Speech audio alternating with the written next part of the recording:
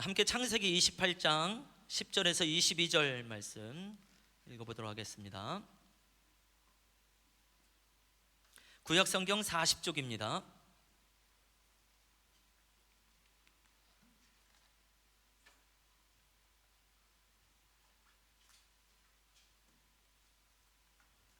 창세기 28장 10절에서 22절 말씀까지입니다. 우리 같이 한 목소리로 첫 절서부터 마지막 절까지 읽어보도록 하겠습니다. 함께 읽습니다.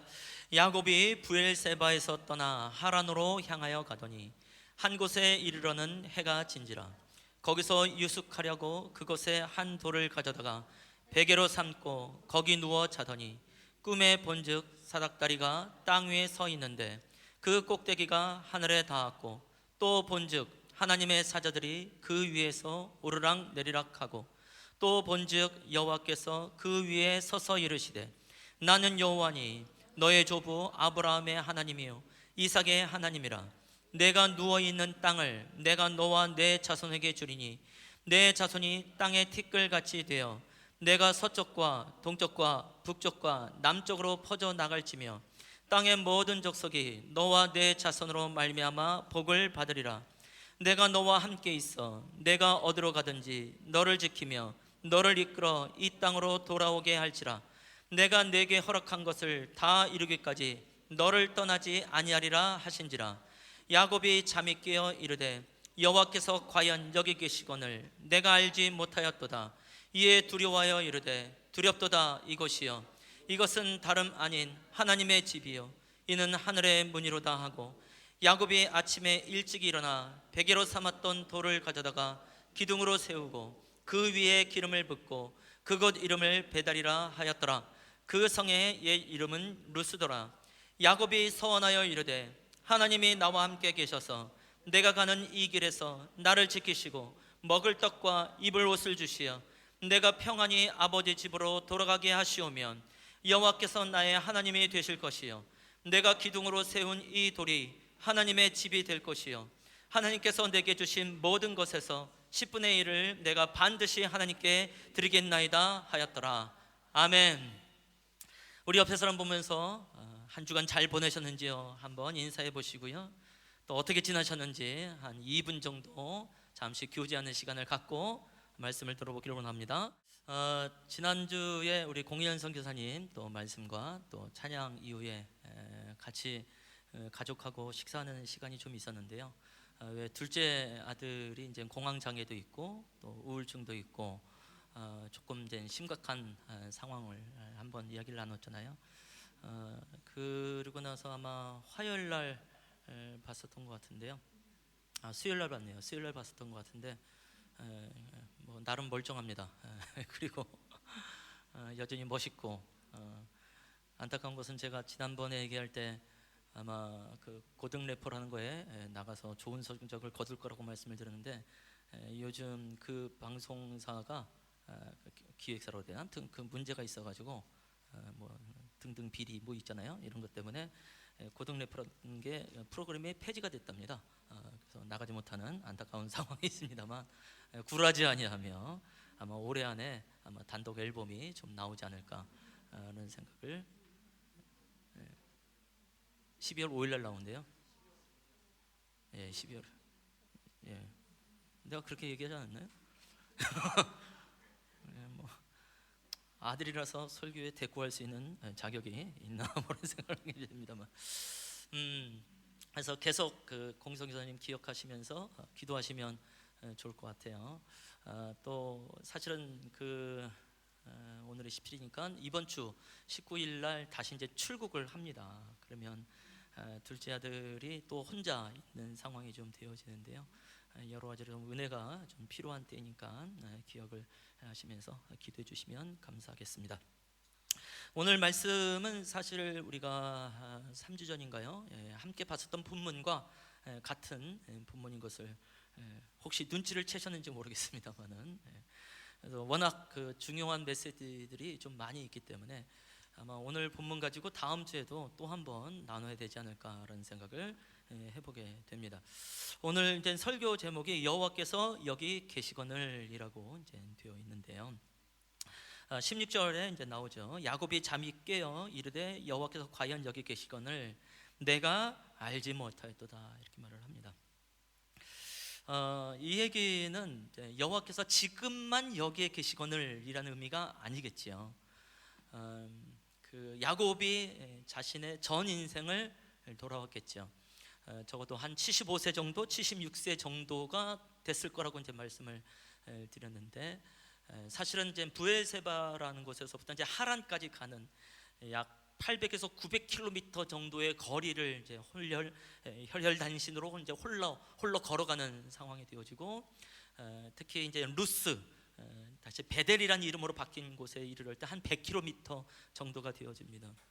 어떤 수행원이 있는 것도 아니고 혼자서 그 모든 길을 걸어가면서 굉장히 어려움을 겪었겠죠. 아마 며칠이 걸려서 이 루스 베델까지 이르렀을 거라고 생각을 합니다. 그러면서 이제 여러 가지 생각을 했겠죠. 또 동일한 또 공포심이 있고, 또 형애로 도는 살해의 위협도 느끼면서 뛰기도 하고, 지쳐서 쓰러져 잠깐 졸기도 하고, 그러면서 갔을 겁니다. 그래서 여러 가지 생각을 했는데 잠을 자다가 꿈속에서 하나님의 말씀하시는 것을 듣게 되어진 것이죠. 그래서 그가 잠에서 깨어서 지금까지 여호와 하나님께서 나와 함께 계셨구나, 내가 그것을 알지 못하였구나, 그래서 내가 알지 못하였도다라고 하는 이 고백은 지금 요 상황만 말하는 것이 아니라 75년 동안에 76년 동안의 모든 삶을 돌아보면서 내가 참 무지한 사람이구나, 내가 하나님을 알지 못해서 내 뜻대로 하려고 애를 쓰다가 이 모양 이 꼴이 되었구나라는 생각을 하게 되는 것이죠. 저는 여호와께서 여기 계시거늘이란 말도 굉장히 위로가 되고 격려가 됩니다만, 내가 알지 못하였도다라고 하는 것이 정말 오늘날 우리 그리스도인의 삶에 대해서 동일하게 말씀하고 있는 것이 아닌가라는 생각을 해보게 됩니다. 저도 신앙생활한 지 이제 50년이 가까이 될 거라고 생각을 합니다. 제가 모태 신앙은 아니고요. 아마 5살, 6살 때서부터 이제 교회를 다녔기 때문에 하여튼 교회 생활 10년 생활만, 신앙 생활만 거의 한 50년을 하게 된 것 같아요. 그리고 나름 또 사역자의 삶을 산 건 한 30년 된다고 생각을 하고요. 또 목사로서의 삶을 산 것도 이제는 한 16년 차 이렇게 되는 것 같습니다. 그래서 상당히 많이 알 거라고 생각을 하지만 순간순간마다, 특히 오늘 본문 말씀을 보면서 설교를 준비하면서 내가 얼마나 알지 못하는 사람인가, 또 오늘 함께 찬양을 하면서 내가 얼마나 알지 못하는 사람인가, 하나님 나는 참 모르는 사람입니다, 하나님 나한테 좀 가르쳐 주시옵소서라는 기도를 할 수밖에 없었어요. 아마 2주 전, 3주 전에 이제 그 설교에 대한 어떤 준비도 하고 그러면서 책을 하나 이제 본 게 있었는데요. 그 책이 이제 탈무드의 한 부분이 인용되어져서 나왔었던 것을 보게 되어졌습니다. 그래서 탈무드를 다시 한번 찾아보면서 있었던 내용을 먼저 한번 나눠 보기를 원합니다. 탈무드는 이스라엘 백성들에게 있어서 지금도 계속해서 쓰여지는 이제 지혜서다라고 보시면 되겠습니다. 성경은 아니지만 또 성경의 많은 것을 배경으로 갖고 있는 삶의 지혜를 줄 수 있는, 그래서 사실 기독교인들만 탈무드를 좋아하는 건 아니고요, 그냥 모든 사람들이 탈무드 그러면 기본적으로 존경하는 마음이 있는 것을 이제 발견하게 되어지는데요. 이 그 내용 중에 이제 모세라는 인물이 나옵니다. 그러니까 우리가 알고 있는 모세일 수도 있고 아니면 가상의 인물로서의 모세일 수도 있겠지만, 어쨌든 성경의 이름, 또 이스라엘 백성들이 잘 알 수 있는 이름, 모세를 두고 하는 말인데요. 조금만 읽어볼게요. 모세는 평소에 고요하고 성스러운 곳을 찾아 혼자서 기도를 올리곤 했다. 그러므면 하나님께서 모세 앞에 나타나곤 하셨다.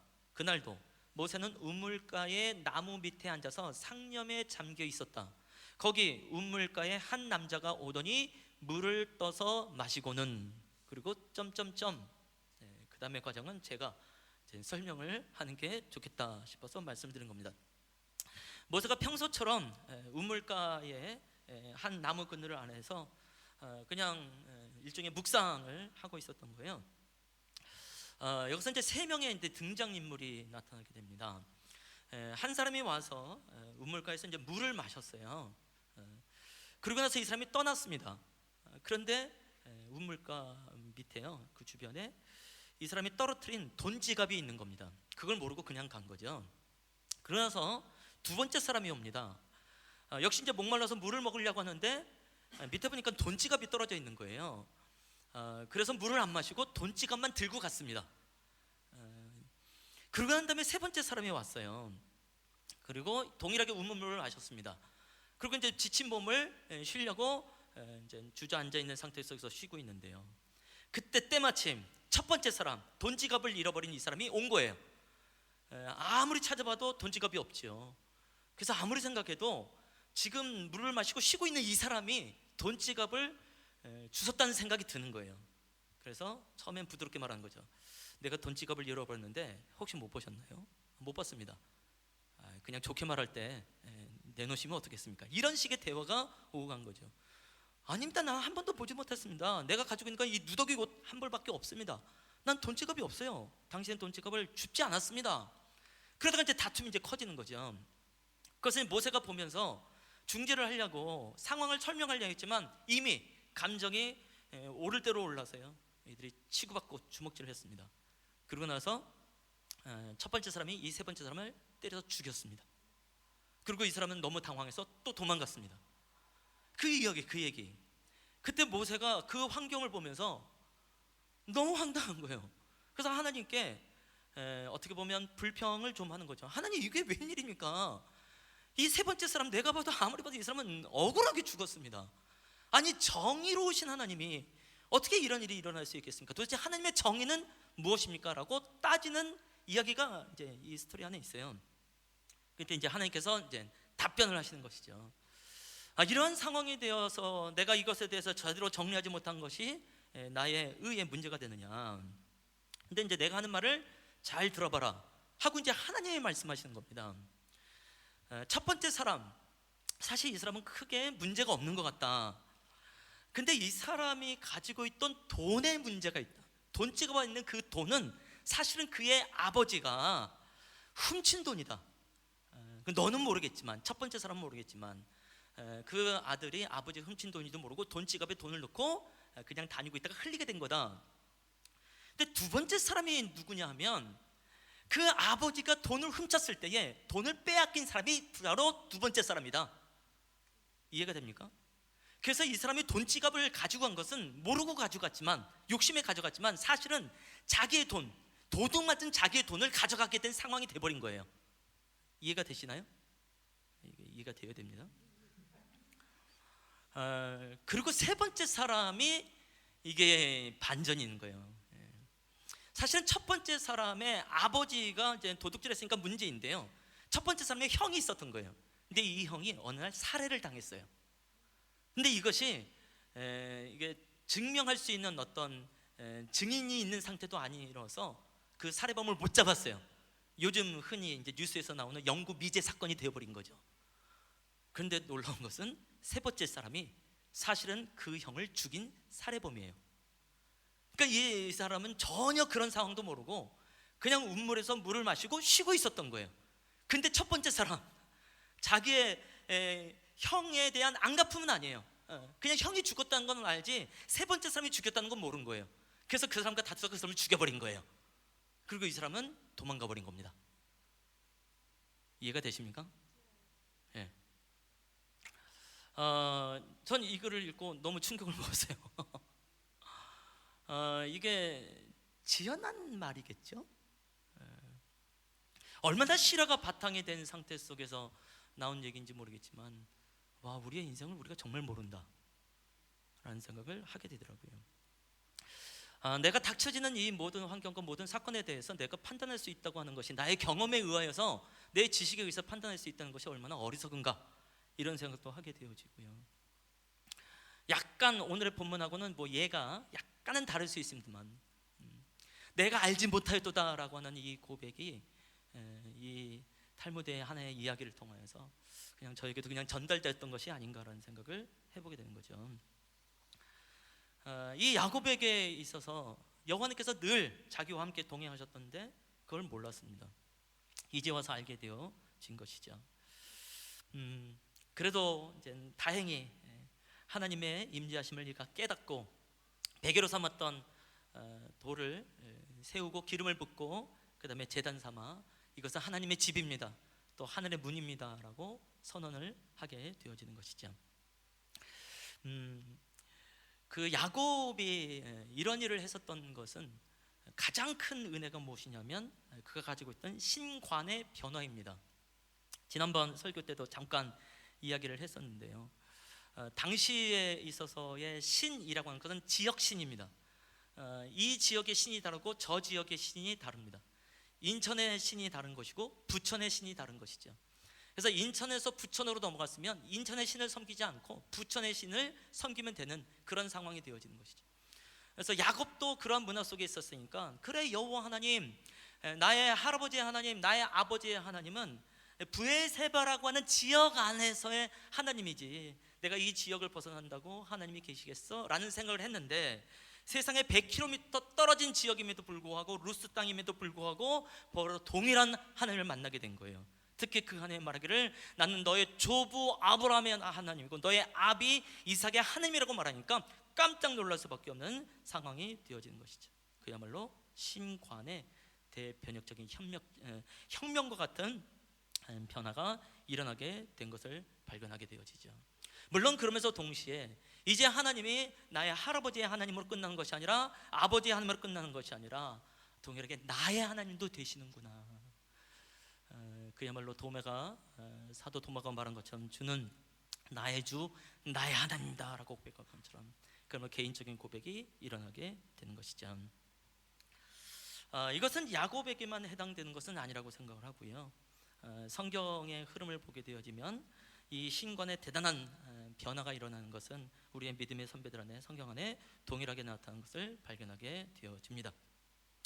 야곱이 그렇게 돌베개를 단으로 쌓아놓고 하나님께 드리면서 베델이라고 말을 하고 하나님의 집이라고 말하고 하늘의 문이라고 말한다며 두려움이 임하게 되어집니다. 그래서 두렵도다 라는 표현을 쓰게 되어지죠.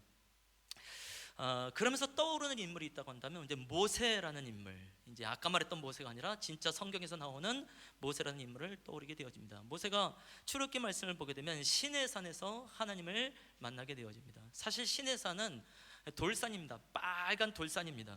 먹을 것도 없고 마실 것도 없는 그런 소망이 없는 그야말로 광야와 같은, 바로 야곱이 경험했던 루스와 같은 그런 땅입니다. 그럼에도 불구하고 지금도 유대인들에게 있어서 그렇고 우리에게 있어서 그렇고 시내산이라고 하면 성산으로서 일을 합니다. 거룩한 산이라고 일을 합니다. 그런 이유가 있다고 한다면 바로 그 시내산에 하나님이 계시기 때문에 그런 것이죠. 만약 하나님이 계시지 않다고 한다면 시내산은 더 이상 성산이라고 부를 수 없고 지금도 그냥 척박한 돌산으로 이해를 할 수밖에 없는 상황이 되겠지요. 이때 시내산에 나타난 하나님을 보면서 모세도 동일하게 두려움을 갖고 경외심을 가지면서 하나님이 시내산에서 산에서도 계실 수 있는 분이구나라는 생각을 할 수밖에 없는 것이죠. 이것은 그 다음에 다윗의 삶에서도 마찬가지입니다. 다윗은 누구보다 성전을 굉장히 좋아했던 사람이고 성전에서 예배드리기를 힘썼던 사람입니다. 그러나 다윗이 항상 성전에서만 하나님을 경험한 것이 아니었습니다.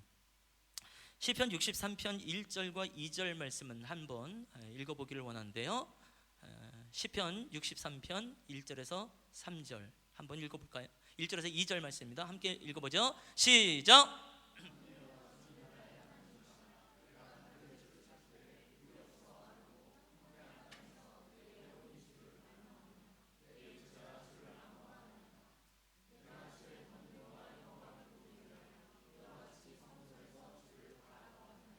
아멘. 언젠가 읽었었던 말씀 같지 않습니까? 적어도 우리 임봉빈 집사님은 잘 기억하겠죠. 한 달 전에 임봉빈 집사님이 찬양 인도할 때 이 말씀을 읽으면서 간단한 멘트와 함께 찬양을 했었죠. 오늘 또 찬양 인도하기 때문에 그냥 서비스 차원에서 한번 말씀을 또 읽어봅니다만, 1절 말씀을 보면 물이 없어 마르고 한패한 땅이라고 말합니다. 그야말로 루스죠. 그야말로 광야입니다. 아무런 소망이 없는 땅입니다. 근데 희한한 건 2절 말씀을 보니까 내가 주의 권능과 영광을 보기 위하여 이와 같이 성소에서 주를 바라보나이다 이렇게 말을 합니다. 굉장히 희한한 말씀이죠. 지금 다윗이 있는 상황은 광야예요. 사울 왕을 피해서, 아니면 압살롬 자기의 아들 압살롬을 피해서 온 광야입니다. 그런데 여기서 성소에서 주를 바라보나이다 라고 말을 하고 있는 거예요. 무엇을 보기 위하여? 주의 권능과 영광을 보기 위하여. 왜? 주의 권능과 영광이 있어야 내가 이 상황에서 벗어날 수 있으니까, 하나님의 능력이 임하는 것이 무엇인지 알 수 있으니까. 근데 그것을 향해서 뭐라고 하면 성소라고 말하게 되어지는 것이죠. 분명히 자기가 있는 곳이 황폐한 광야임에도 불구하고 다윗은 그것을 성소로서 이해를 하고 있었던 것이죠. 그래서 주의 생명이, 주의 인자하심이 나의 생명보다 소중합니다. 그래서 내가 두 손을 높이 들고 주께 나아갑니다 라는 가사가 함께 나올 수밖에 없는 상황이 되어지는 것이죠. 다윗에게 있어도 이 광야의 생활이 신관의 대단한 변화를 일으킬 수밖에 없었다고 생각을 합니다. 다윗은 성막이라는 것을 알고 성막이 어떻게든지 세워지길 원했습니다. 어떻게든지 성전이 세워지길 위해서 자신의 온 삶을 드렸던 사람인데, 광야라고 하는 곳에서 하나님의 권능과 영광을 보기 시작하면서, 아, 하나님이 어느 한 곳에 갇혀 계신 것이 아니라 나의 삶의 현장 어디를 가든지 함께 계신 분이라는 것을 발견하게 되는 것이죠. 이것은 솔로몬에게도 마찬가지더라고요. 역대하 6장 18절 말씀을 또 한번 읽어보기를 원합니다. 다 함께 읽겠습니다. 시작. 하나님이 참으로 사람과 함께 땅에 계시리이까.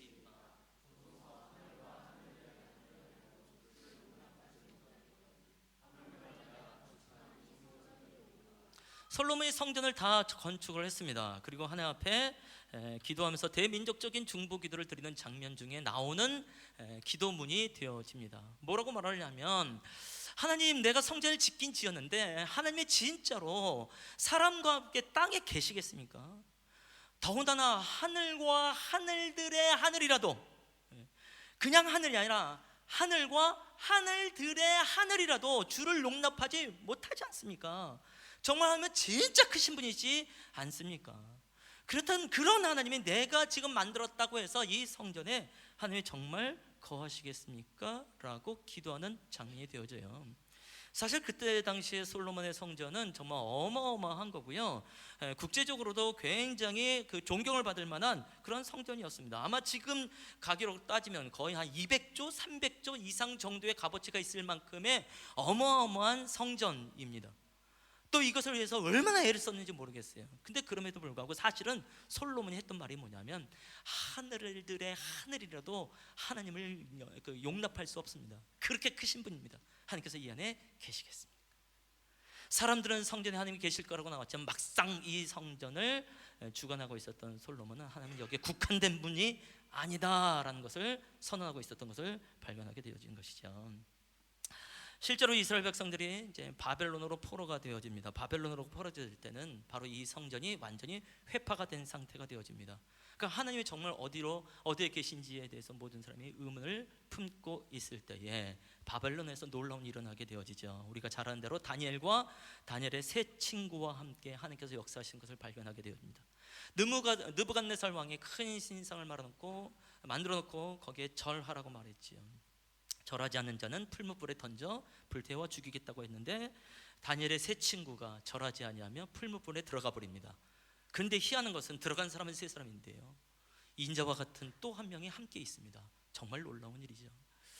아마 예수 그리스도의 함께 하심에 대해서 미리 하나님께서 조명해 주신 것이 아닌가라는 생각을 하게 되어지는데, 어쨌든 이들은 아무런 그런 흔적도 없이 이제 구출되어지는 것을 발견하게 되어지는 것이죠. 그래서 일단 이 다니엘의 세 친구들이 인자와 같으니 하나님이 그 안에 함께 계신 것을 보면서, 분명히 성전이 회파된 것을 내가 보고 여기에 포로로 끌려왔는데 하나님이 여기에도 계시구나, 더군다나 풀무불 가운데에 함께 계시구나. 이건 야곱이 경험했던 루스보다 훨씬 더 심각한 상황, 광야 중에 또 깊은 광야라고 말할 수밖에 없는 것인데, 바로 그곳에 하나님이 계신 것을 발견하게 된 것이죠. 하나님은 성전에만 계시지 않네, 신간의 완전한 변화가 일어나는 거죠. 이것은 다니엘에게도 마찬가지입니다. 동일하게 이제 왕의 조서가 찍힌 것이 있었죠. 그들의 신이 아닌 다른 신에게 예배하고 절하는 자는 다 사자굴에 던지겠다는 그런 명령이 떨어졌습니다.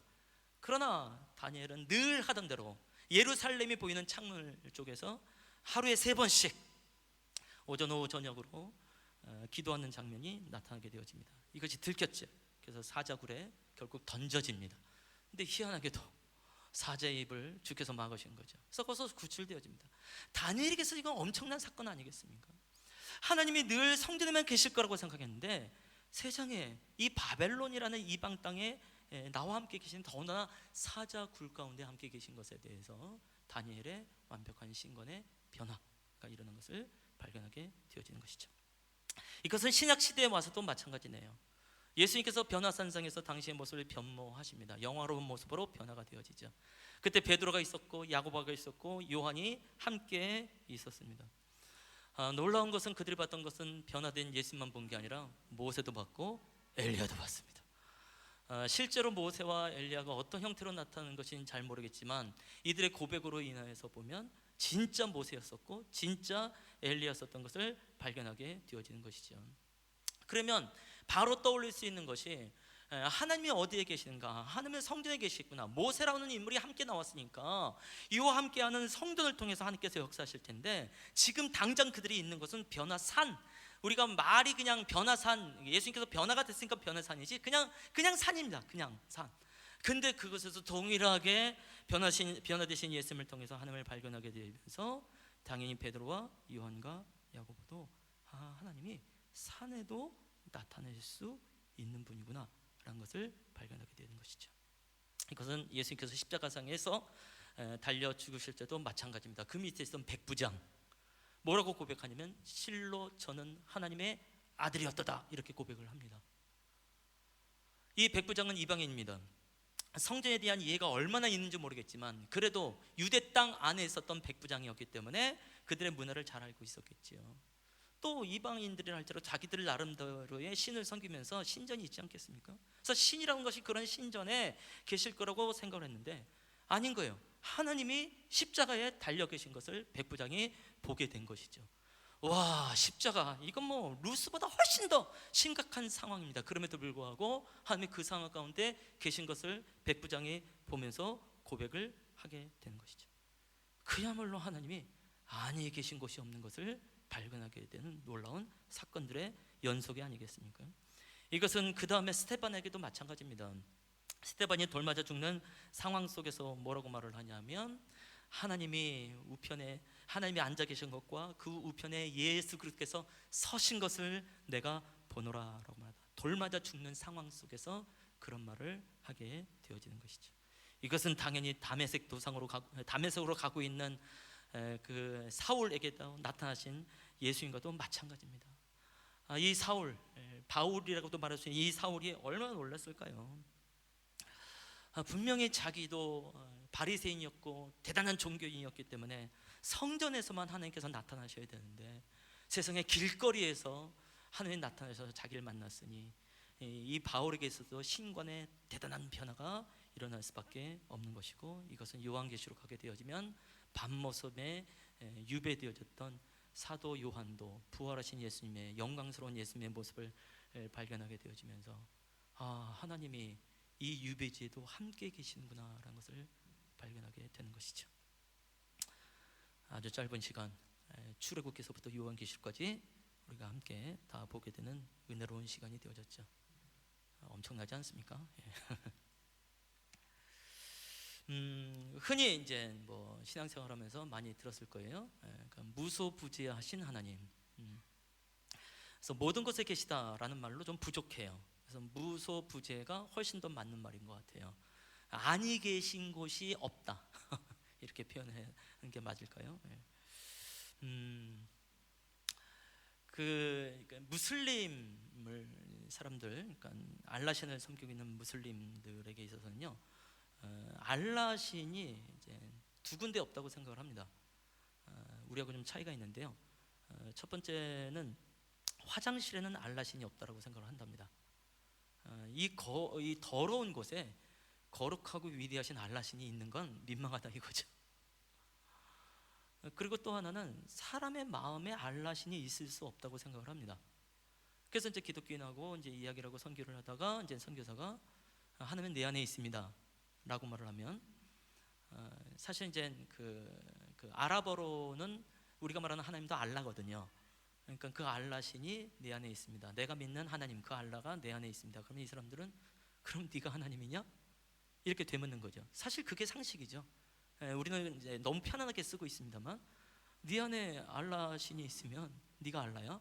네가 하나님이야? 이렇게 되는 거죠. 그러니까 있을 수 없다고 생각을 하는 거예요. 그것을 생각할 때마다 속으로 제가 쾌재를 부릅니다. 우리가 이겼다. 하나님은 화장실에도 계시고 우리 안에도 계시고 내 안에도 있으니까 우리가 이겼다라는 생각을 하게 되는 것이죠. 우리가 그러한 하나님을 예배하고 그런 하나님을 따라가는 사람들입니다. 그래서 우리도 동일하게 야곱처럼 주께서 여기 계시거늘 이라고 고백할 수밖에 없습니다. 야곱의 상태는 사실 우리의 상태하고 크게 다르지 않죠. 완전히 기진맥진해 있는 야곱을 떠올릴 수 있겠죠.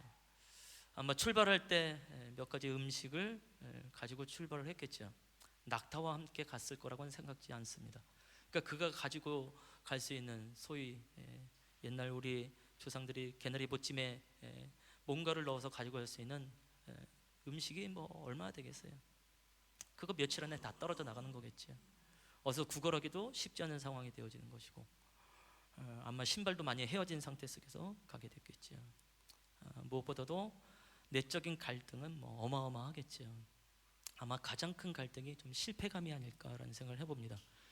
나름 또 장자권에 대해서 소망하는 마음이 있어서 한번 장자가 되보려고 애를 썼는데 결국 실패해요.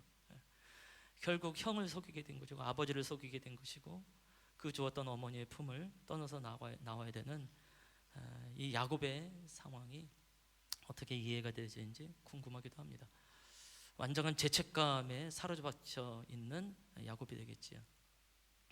아마 극도의 외로움과 극도의 고독 속에 빠져 있는 야곱을 보게 되겠고, 미래에 대한 두려움, 그렇죠. 과연 나의 길이 어떻게 될 것인가.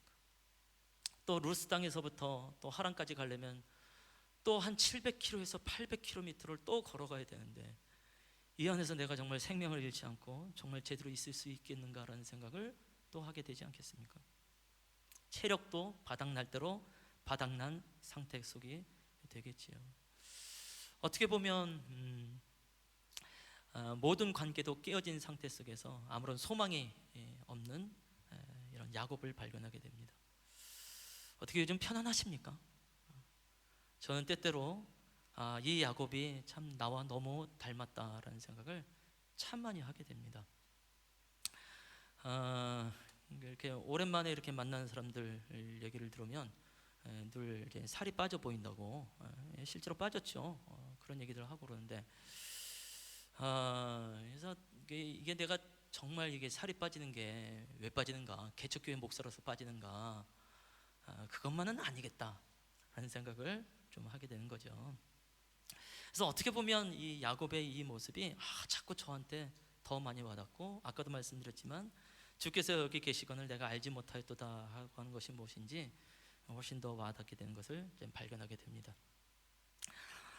그런데 이제 성경을 보면 놀라운 게 뭐냐면요, 흔히 우리가 말하는 이런 상황, 광야라고 말을 하는데, 이 광야가 하나님을 만나기에 최적화된 장소라는 겁니다.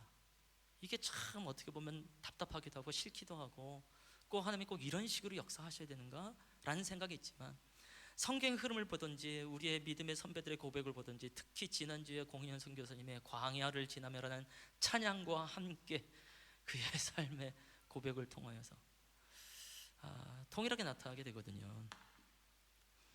특히 광야를 지나며라는 찬양을 할 때에 많은 분들이 실제로 눈물을 흘리고 또 속으로도 눈물을 흘리지 않았는가, 적어도 조금 눈물이 날랑말랑 하게 되어지더라고요. 근데 바로 이 광야가 하나님을 만나기에 최적화된 장소입니다. 성경에 그 이적과 기사가 많이 있는 것 같지만 생각보다 그렇게 많지 않아요. 우리는 자꾸 예수님이 이적과 기사를 나타냈고, 그 다음에 베드로와 또 사도 바울을 중심으로 사도들이 많은 이적과 기사를 베풀었기 때문에 성경 전체가 다 이적과 기사로 가득할 거라고 생각하는 것 같아요. 특히 창세기 1장에 하나님께서 세상을 창조하실 때 말씀으로 창조하다 보니까 전능하신 하나님이 우리의 상식을 초월할 만큼의 어마어마한 이적과 기사가 있을 거라고 생각하는데, 생각보다 이적과 기사가 그렇게 많지는 않습니다. 특히 사복음서와 사도행전 내에서 이적과 기적가 나오고요. 나머지는 순전히 다 기독교인으로서 그리스도인으로서 어떻게 살아야 되는지에 대한 생활에 대한 말씀이 가득하게 되어져요. 구약 성경으로 가도 마찬가지입니다. 이적과 기사가 가장 많이 나타난 것은 출애굽기입니다. 출애굽을 하면서 광야 생활 있을 때가 가장 많은 이적과 기사가 일어나게 되어지고요. 물론 엘리야나 엘리사 같은 사람들도 이적과 기사를 베풀었죠. 근데 엘리야와 엘리사 이 선지자들 말고 성경을 기록한 이 선지자들 보게 되어지면 이적과 기사를 베푸는 게 하나도 없어요. 그냥 그 시대에 하나님께서 주신 말씀에서 기록하고 있는 사람들인 것을 발견하게 되거든요.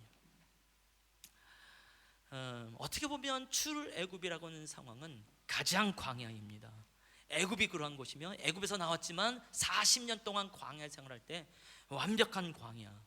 근데 이때요 10가지 재앙을 통해서 이스라엘 백성들을 보호하신 하나님을 발견하게 되어지고, 그때 불기둥과 구름 기둥을 알게 되어지고, 만나와 메추라기를 먹게 되어지고, 반석에서 터져 나오는 샘물을 먹게 되어지고, 불뱀에 의하여서 다 물려서 죽게 되어진 상태 속에서 노뱀을 바라보면서 나음을 얻게 되면서 여호와 라파라고 말을 하게 되어집니다. 그렇죠. 가장 많은 이적과 기사를 경험하게 되는 것은 사실은 광야 생활이었던 것을 발견하게 되는 것이죠. 그래서 이스라엘 백성들이 사실 광야 생활하면서 그렇게 많이 불평하면 안 됩니다. 그 놀라운 이적과 기사가 있었음에도 불구하고 그 정도로 불평하면 안 되는 거죠. 그러니까 우리랑 똑같다는 생각을 하게 되는 것이죠. 내가 광야를 계속해서 걸어가요. 우리는 불편합니다. 그래서 불평을 하고 나가게 되었지만, 사실은 내가 광야 생활할 때에 하나님의 가장 큰 애가 있는 것을 우리 또한 발견하게 되는 것 아니겠습니까? 그래서 지금 광야 생활을 내가 하고 있다, 광야를 걷고 있다고 하시는 분들 감사하십시다. 하나님, 내가 가장 최적화된 상황 속에 있는 사람입니다. 실제로 이 광야라는 말이 참 재밌는 말이에요. 히브리어로 미드바르라는 단어를 씁니다. 근데 이 미드바르라고 하는 이 단어는요, 말씀을 청종한다라는 의미도 있습니다. 그러니까 말씀과 깊이 관계가 있는 단어가 미드바르예요. 그러니까 광야와 말씀이 함께 있는 겁니다. 참 희한한 거죠. 그러니까 하나님의 말씀이 언제 임하는가? 광야에서 임하는 거죠.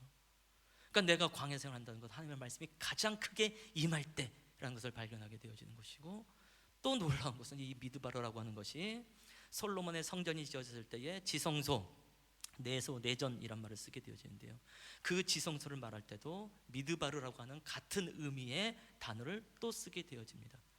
이미 지성소 안에는요 언약궤가 있습니다. 하나님의 율법이 있죠. 즉 하나님의 말씀이 있는 것이죠. 그래서 지성소는 하나님의 말씀이 있는 곳이니까 그것을 미드바르라고 말하는 것이 맞다라는 생각을 하게 되어지는 것이죠. 그래서 광야와 말씀과 지성소가 같은 그림으로 가게 되어지는 것이죠. 작년에 이제 한참 성전에 대한 설교를 하면서 그런 말씀드렸어요. 지성소라고 하는 것은 어떤 의미에서 보면 에덴 동산의 경험과 같습니다. 여러 가지 이유 때문에 그랬지요. 근데 오늘 말씀을 통해서 알게 된 건 뭐냐면, 이 지성소라고 하는 것이 하나님의 말씀을 의미하기도 하고 에덴 동산을 말하기도 하지만, 사실은 미드바라라는 이 단어 때문에 바로 지성소가 광야이구나 라는 것 또한 알게 되어지는 것이죠. 그래서 참 희한한 생각을 하게 되어집니다. 우리가 그토록 꿈꾸는 에덴 동산, 가장 행복할 거라고, 가장 풍요로울 거라고 생각하는 에덴 동산은 사실은 광야일 수도 있겠다라는 생각을 하면서, 내가 광야를 걷고 있다는 것은 사실은 당신이 가장 놀라운 에덴 동산을 경험하고 있는 것입니다 라고 말씀을 드릴 수밖에 없는 희한한 역설이 이 안에 담겨져 있는 것을 발견하게 되어지죠. 그래서 지금 이 야곱이 말한 거예요. 이 루스, 이 거친 이 땅을 어떻게 베델이라고 말할 수 있겠냔 말이에요. 하나님이 이 거친 땅에 함께 계시니까 그렇게 말하게 되는 것 아니겠습니까? 하나님이 계신 곳은 에덴 동산이 되어지나요? 그래서 광야를 걷고 있는 우리 성도님들이요, 사실은 내가 에덴 동산에 있구나라는 마음을 가지고 믿음으로 나가면 어떨까요? 하나님이 여러 우리 믿음의 선배들의 삶의 경험을 통하여서 어느 곳인지 계시듯이, 저는 우리 예선교회 안에서도 하나님이 당시에 성전 삼으셔서 계신 줄로 믿습니다. 아멘. 혹시 여러분들 안 믿을까봐 저라도 아멘을 해보냅니다. 어떻게 예선교회 마음에 듭니까? 이 공간이 마음에 듭니까? 우리보다 못한 곳을 갈 때 보면 마음에 드는데요, 우리보다 더 잘된 날 가면 전 마음에 안 들어요. 그래서 한편으로는 그래, 여기가 광야구나 라는 생각을 하게 되어지죠. 종종 그 교회를 방문하신 분들이 이제 그 건물 1층 상황과 이 본당 상황이 전혀 다른 걸 보면서 이렇게 이쁜 곳인 줄 몰랐어요 라고 말을 합니다만, 그래 이것이 광야야 라는 생각을 하게 되어지고, 이 광야에 있는 우리 성도 한 분 한 분들이 사실은 광야 생활을 하고 있는 겁니다. 인정하게 되는 거예요. 그러면서 사실 이것이 말씀이 가득한 곳이며, 이것이 지성소이며, 이것이 에덴 동산이라고 선언을 해봅니다. 그래서요, 이것에서 좀 소망을 가져보시죠. 정말 무소부재하신 하나님 어떤 분인지. 하나님께서 놀라운 언약을 하십니다. 15절 말씀 보면 굉장히 감격스러운데요, 그 말씀 하나만 보고 설교를 마치기를 원합니다. 한번 15절 말씀 한번 읽어볼까요? 함께 읽겠습니다. 하나님께서 말씀하신 거예요. 다 함께 시작.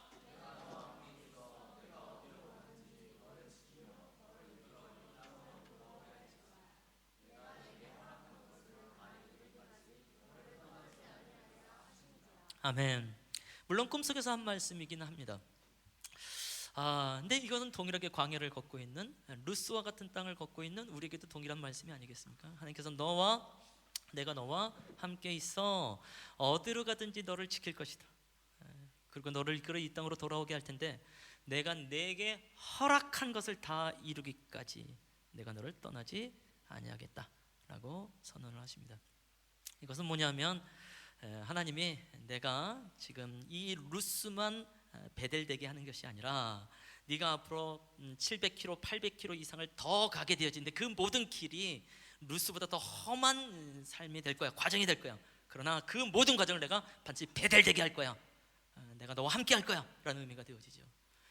또 네가 막상 삼촌집에 갔다고 하자, 외삼촌집에 갔다고 하자, 그 외삼촌이 너를 어떻게 맞이하고 어떻게 환영하려는지 모르겠으나 아닐 수도 있다.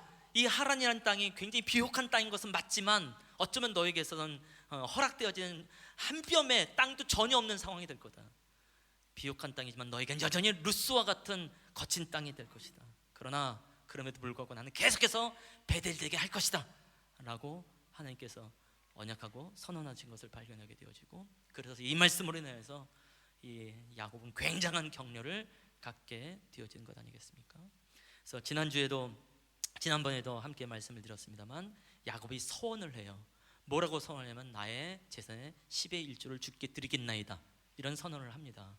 그러면서 뭐라고 말하면, 하나님이 나와 함께 계셔서 내가 가는 이 길에서 나를 지키시고 먹을 떡과 입을 옷을 주시고 내가 평안히 아버지 집으로 돌아오게 하시면 나의 하나님이 되시면서 내가 10의 1조를 하겠습니다 라고 말을 합니다. 제가 한 달 전에 설교를 할 때는 야곱이 너무 조건부를 걸고 하나님과 딜하듯이 지금 11조를 하겠다고 하는 것이 너무 얄팍해 보입니다 라고 말씀을 드렸는데, 사실은 이것은 그렇게 얄팍한 내용은 아닙니다. 다른 측면에서 보게 되면 한 번 더 확인하는 거예요. 하나님께서 나에게 함께 하겠다고 말씀하지 않았습니까? 어느 곳이 갔든지 베델되게 하겠다고 하지 않았습니까? 믿습니다. 정말로 그렇게 하여 주시옵소서. 그러면서 내가 10의 1조를 드리겠나이다 라고 하는, 사실 헌신의 대단한 결단인 것을 발견하게 되어집니다. 왜냐하면 실제로 야곱의 삶은 이 이후로 상당히 많은 믿음의 삶을 또 살아가기 때문에 그렇습니다. 여전히 연약함이 상당히 많이 드러나기도 합니다만은, 그리고 사실은 11조 한다는 게 쉬운 결단이 아니라는 걸 이미 우리가 잘 알기 때문에 야곱을 함부로 말하면 안 됩니다 라고 말씀을 드리고 싶습니다. 궁금합니다. 11조 하십니까? 제가 오래전에 그런 얘기를 했던 것 같아요. 저는 교회에서 헌금에 관한 얘기를 안 할 겁니다. 그러나 재정에 관한 설교를 할 겁니다 라고 말씀을 드렸어요. 언제쯤 해야 될지 고민을 많이 하다가 드디어 할 때가 됐구나 라는 생각이 들더라고요. 더구나 성경 본문에 11조가 나오니까 이거 피하면 안 되잖아요. 그래서 11조 헌금에 대한, 재정에 대한 설교를 해야 되겠구나. 오늘 하겠다는 건 아닙니다. 다음 주에는 한번 재정에 관한 설교를 해보십시다. 단지 헌금이나 11조를 말하는 것이 아니라 성경에선 재정을 무엇이라고 말을 하는가. 어쨌든 이 야곱이 10의 1조 한다는 건 쉬운 거 아닙니다. 그의 전 재산이 사실은 갈수록 많아지거든요. 그래서 사실 이건 믿음의 선언입니다라고 말씀드리고 싶고, 어떻게 보면 광야를 이겨내는 방법 중에 하나는 11조가 아닐까라는 생각도 해보면서 함께 찬양해 보기를 원합니다. 지금 우리 주 예수 그리스도의 은혜와 아버지 하나님의 사랑과 성령의 교통, 그 사귐의 은총이 오늘 야곱이 루스에서 하늘 만나고 베델되는 선언을 했던 것처럼 동일하게 루스를 걸어가지만 베델되는 그 은총을 맛보는 우리의 성도님들, 또 그 가정과 그 일터와 인천 이 나라 민족 케냐 땅 위에 이제부터 영원토록 함께 있을지어다. 아멘.